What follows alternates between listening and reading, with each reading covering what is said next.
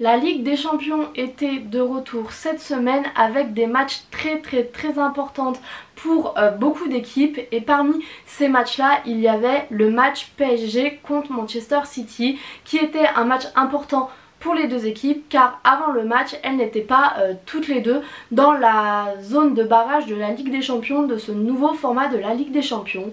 Et donc on a eu un match assez intéressant, que ce soit tactiquement ou dans le déroulé du match, et donc c'est parti pour le débrief.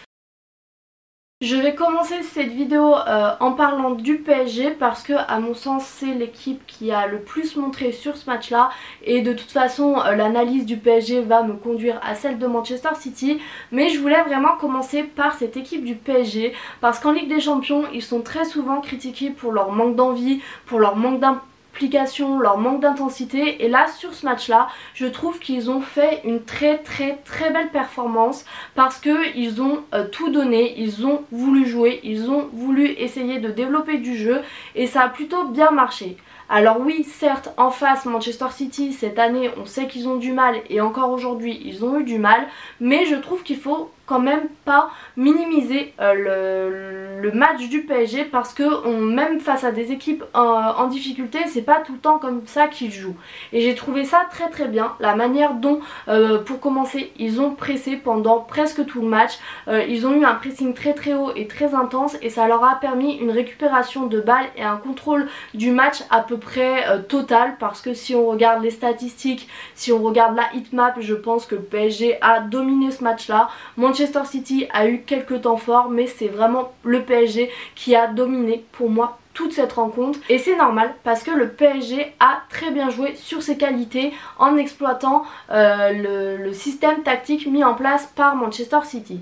C'est-à-dire que les qualités du PSG c'est sur les côtés, avec Barcola, avec Dembélé, avec Doué, avec tous ces joueurs là.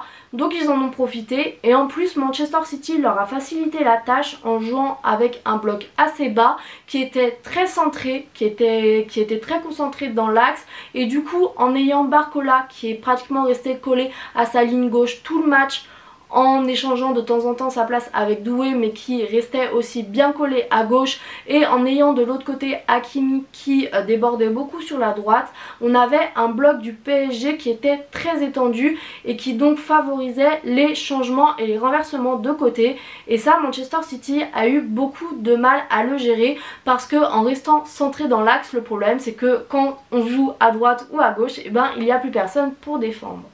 Le seul petit point négatif que je mettrais là-dessus, c'est qu'en première période, ils n'ont pas exploité ses qualités au maximum. Le PSG n'a pas fait le maximum pour créer une vraie différence là-dessus, parce que si je prends encore une fois l'exemple de Barcola, oui, il était toujours à gauche, toujours prêt à recevoir le ballon et à lancer sa course, mais il n'osait pas aller au duel, donc très souvent il arrivait dans la surface de réparation, se retrouvait en 1 contre 1 et n'osait pas aller au duel, et donc ne faisait pas de différence.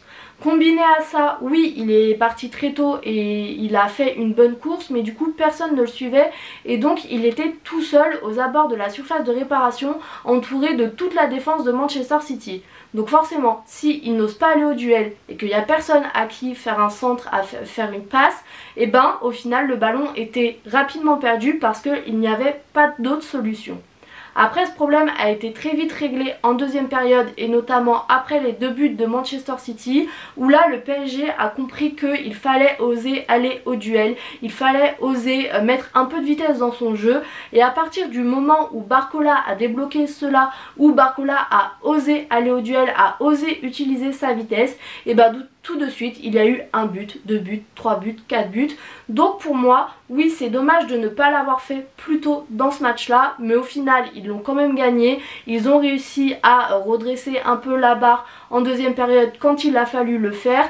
Donc pour moi c'est plutôt très bien, et ça montre que ce match a été préparé. Cela aussi a été permis par l'entrée de Dembélé, qui contrairement à Lee, je trouve qu'il a apporté quelque chose de plus, parce que Dembélé c'est typiquement ce joueur là qui sait faire des différences sur le côté, et c'est un joueur qui a de la vitesse. C'est un joueur qui est pas forcément génial dans l'efficacité devant le but, mais il a apporté cela, il a apporté de la vitesse, il a apporté apporté cette envie de jouer les duels à 1 contre 1 et du coup pour moi ça a beaucoup amené en deuxième période parce que ne serait-ce que sur le premier but on voit que Dembélé suit Barcola quand il part en courant et donc Barcola même s'il se retrouve un peu coincé aux abords de la surface il y a toujours Dembélé de démarquer à qui faire la passe et pour moi c'est l'entrée de Dembélé qui vraiment a beaucoup apporté en deuxième période parce que il a amené quelque chose en plus, un peu un visage en plus dans cette équipe du PSG qui je trouve manquait en première période. Et cette vitesse dans le développement du jeu, dans la construction offensive du PSG, c'est quelque chose qui manquait cruellement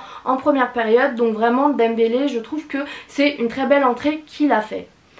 Maintenant, le PSG a gagné le match et je trouve que c'est très bien et très mérité. C'est vraiment le PSG qui a dominé totalement ce match. C'est pas étonnant parce qu'on sait que Manchester City en ce moment ils ont des grosses difficultés et ça se voit encore aujourd'hui. Donc pour moi que le PSG ait contrôlé le match c'est pas étonnant mais je m'attendais pas forcément à ce qu'il contrôle autant. Donc franchement ça fait plaisir de voir ce PSG là, de voir ce visage là pour le PSG. Après il y a toujours des choses qui auraient pu être améliorées. Je trouve que la défense a pas montré forcément son meilleur visage aujourd'hui encore parce que on a vu que Manchester City arrivait quand même très vite à les prendre de vitesse et à les faire un peu vaciller. Sur les deux buts de Manchester City je trouve que ce soit Donnarumma ou la défense ils auraient pu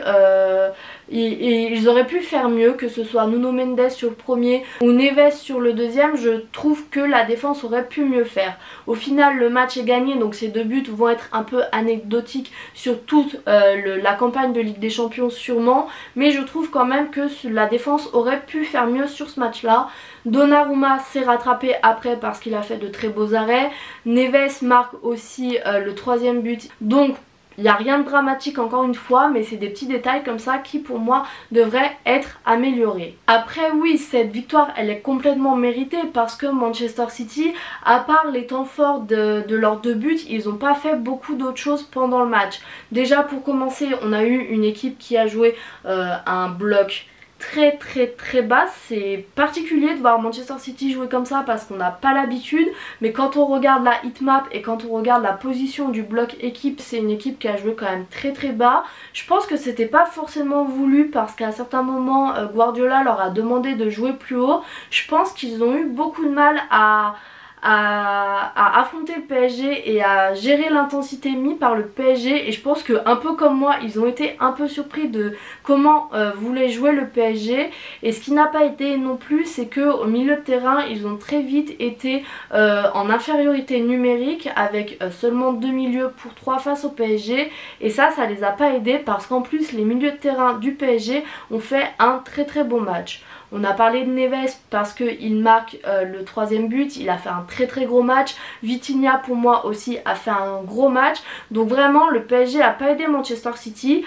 Mais je trouve que Manchester City aurait quand même pu faire mieux parce que ce soit dans l'intensité aussi mis dans le pressing, on a vu une équipe qui n'avait pas envie de presser, qui n'avait pas envie de mettre d'intensité dans son jeu.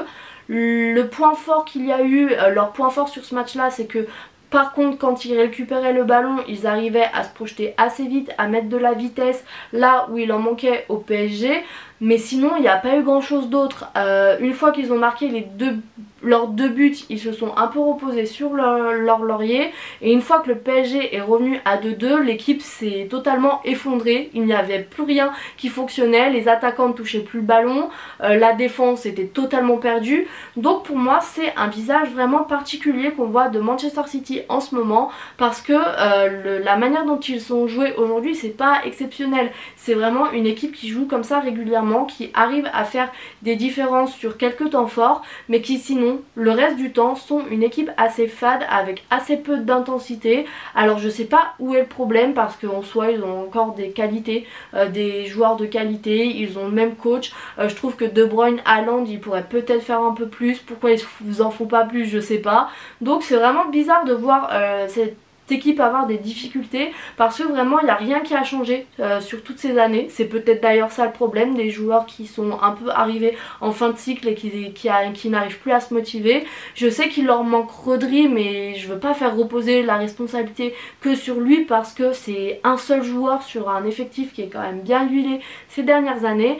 Mais donc c'est une équipe qui a été assez fade et je pense que c'est vraiment, on arrive sur une vraie fin de cycle pour Manchester City, un collectif qui n'arrive plus à marcher, un coach qui est peut-être un peu débordé, qui ne sait plus quoi faire pour améliorer les résultats et la manière de jouer de son équipe. Mais en tout cas j'ai été beaucoup déçue de Manchester City sur ce match là parce que on a des statistiques qui ne sont pas à la hauteur de ce qu'on attend de eux. On a, comme j'en ai parlé, une heatmap et généralement une envie qui n'était pas là sur ce match là. C'est pas étonnant qu'ils aient pris 4 buts parce que le PSG méritait vraiment dans l'envie, dans le collectif qui a parlé et dans la tactique aussi mise en place par Luis Enrique. Pour conclure, ça a été un match vraiment intéressant à regarder pour moi parce que c'est deux équipes qui ont montré des visages que je n'attendais pas. Parce que oui, même si Manchester City a des difficultés, ces derniers temps ça avait tendance à aller mieux, donc je les voyais vraiment pas jouer comme ça. Et le PSG, même si c'est pas étonnant de les avoir vus jouer comme ils ont joué, je m'attendais pas forcément à ce qu'ils dominent totalement Manchester City comme ça non plus. Donc ça a été vraiment très intéressant. Je pense que j'ai fait assez le tour de tout ce que j'avais à dire sur ce match là. J'espère que ce débrief et cette vidéo vous auront plu. Et pour ma part, je vous dis à bientôt pour une nouvelle vidéo et salut!